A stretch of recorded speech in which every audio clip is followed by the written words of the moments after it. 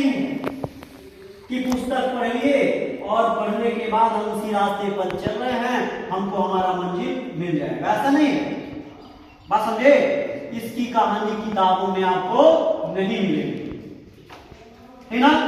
हाल इसका ज्ञात होता है ना औरों की जमाने, इसका हाल किसी औरों के जवानी मनमू से ही नहीं पता चलता, यह अपने से पता चलता है।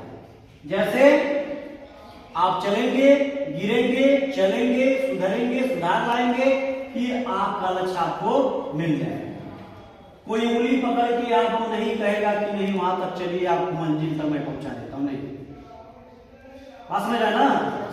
आपका सच्चा कर्म ही आपको आपके लक्ष्य तक पहुंचाएगा, है ना। कहा अनगिनत राही गए, अनेकों राहगीर गए। थोड़ा सा डाउन कर दो, बंद कर